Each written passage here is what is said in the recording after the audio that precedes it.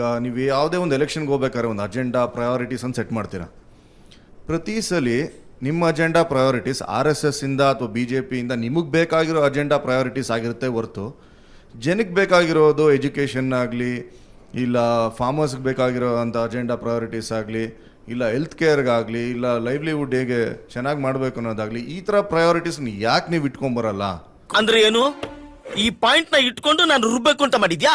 ನೀವು ಹೇಳೋದು ಪೊಲರೈಸೇಷನ್ನಿನ ಉದ್ದೇಶ ಇಟ್ಕೊಂಡು ಎಲೆಕ್ಷನ್ಗೆ ಬರ್ತೀರಿ, ಅಭಿವೃದ್ಧಿಯ ಉದ್ದೇಶ ಇರೋದಿಲ್ಲ ನಿಮಗೆ. ಈಗ ಎಕ್ಸಾಂಪಲ್ ಹಿಂದುತ್ವ ಅಂತ ಬರ್ಬೋದು, ಅಥವಾ ಮತ್ತೊಂದು ನೀವು ಅಜೆಂಡಾ ಏನು ಸೆಟ್ ಮಾಡ್ತೀರಾ, ನೀವು ಸೆಟ್ ಮಾಡೋ ಅಜೆಂಡಾನ ಜನಗಳ ಮೇಲೆ ಏರ್ತಾ ಇದ್ದೀರಾ ಹೊರತು ಜನಗಳು ಮುಟ್ಟಾಳ್ರ ಥರ ನಿಮ್ಗೆ ಓಟ್ ಆಗ್ತಾ ಇದ್ದಾರೋ, ಬುದ್ಧಿವಂತರ ಥರ ಓಟ್ ಆಗ್ತಾ ಇದ್ದಾರೋ ಅವರೇ ತಿಳ್ಕೊಬೇಕು.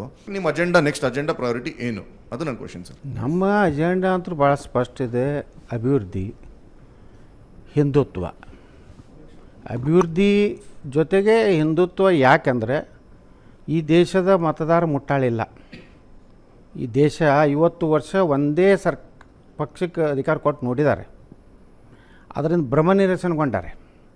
ಅವರು ಒಂದು ತುಷ್ಟೀಕರಣ ನೀತಿ ಏನಿದೆಯಲ್ಲ, ಅದರಿಂದ ಏನಪ್ಪ ಇದು ಒನ್ ಸೈಡು, ಹಿಂದೂಗಳ ಭಾವನೆಗಳಿಗೆ ಬೆಲೆ ಇಲ್ಲ. ಇದೊಂದು ಬದುಕಿ, ಇದೊಂದು ಜನ್ಮವೇ, ಎಂತಹ ದುರ್ವಿಧಿ, ಇದೆಂತಹ ದುರ್ವಿಧಿ. ಹಿಂದೂಗಳ ವಿರುದ್ಧರುವಂಥ ಕಾನೂನುಗಳಿಗೆ ನೀವು ಹೆಚ್ಚು ಇಂಪಾರ್ಟೆನ್ಸ್ ಕೊಡುವಂಥದ್ದು.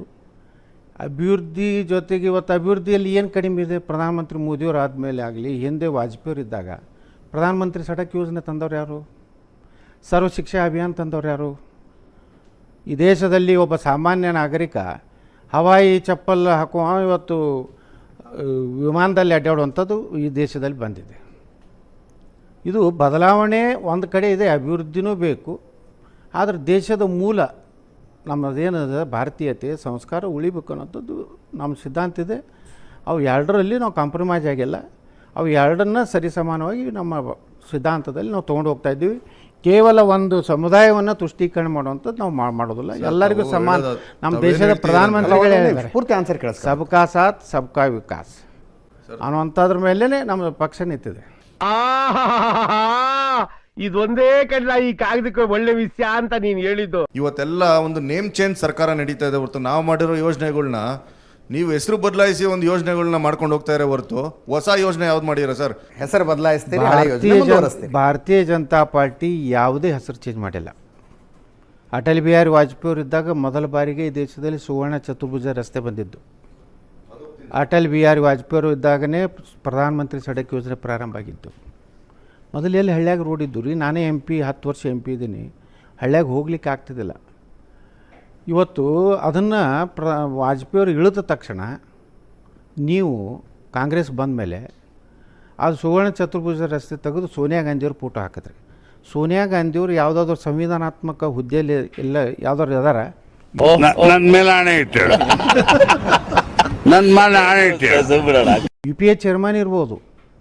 ಈ ದೇಶದ ಪ್ರಧಾನಮಂತ್ರಿ, ರಾಷ್ಟ್ರಪತಿ ಇವರು ಏನು ಸಂವಿಧಾನಾತ್ಮಕ ಹುದ್ದೆದಲ್ಲಿ ಅವ್ರನ್ನ ಫೋಟೋ ತೆಗೆದ್ರಿ ವಾಜಪೇಯಿ.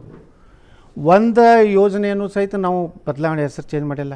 ಇಂದಿರಾ ಆವಾಸ್ ಯೋಜನೆ ಇರ್ಬೋದು, ಅಲ್ಲಿಂದ ನಮ್ಮ ಜವಾಹರ್ಲಾಲ್ ನೆಹರು ಅವ್ರದ್ದು ಹೆಸರಲ್ಲಿರುವಂಥ ನರ್ಮ ಯೋಜನೆ ಅತಿ ನಮ್ಮ ಮಹಾನಗರಗಳು ಕೊಡುವಂಥ ಅದು ಇರ್ಬೋದು. ರಾಜೀವ್ ಗಾಂಧಿ ಹೌಸಿಂಗ್ ಕಾರ್ಪೊರೇಷನ್ ಇದೆ, ಅದನ್ನು ನಾವೇನಾದ್ರು ಬದಲಾವಣೆ ಮಾಡಿದೆ? ಯಾವುದೂ ಹೆಸರನ್ನು ನಾವು ಹೊಸ ಯೋಜನೆ ಕೊಟ್ಟು ನಮ್ಮ ಹೋಟೆಲ್ ಸಾರಿಗೆ ವ್ಯವಸ್ಥೆ ಮಾಡಿರ್ಬೋದು. ಆದರೆ ಏನೇ ಹೊಸದು ಕೊಟ್ಟರು ನಮ್ಮದು ಹಿಂದಿನ ಯಾವುದೇ ಇದಕ್ಕೆ ಅಂದು ವಾಜಪೇಯಿ ಒಪ್ತಿರಲಿಲ್ಲ. ಈಗ ನೀವು ರಾಜೀವ್ ಗಾಂಧಿ ಖೇಲ್ ರತ್ನ ಅವಾರ್ಡ್ ಅಂತ ಮಾಡಿದ್ರಿ. ರಾಜೀವ್ ಗಾಂಧಿ ಖೇಲ್ ರತ್ನ ಏನು ಅವ್ರು ಕ್ರಿಕೆಟ್ ಆಡಿದ್ರಾ, ಏನು ಹಾಕಿ ಆಡಿದ್ರಾ, ಏನು ಫುಟ್ಬಾಲ್ ಆಡಿದ್ರಾ?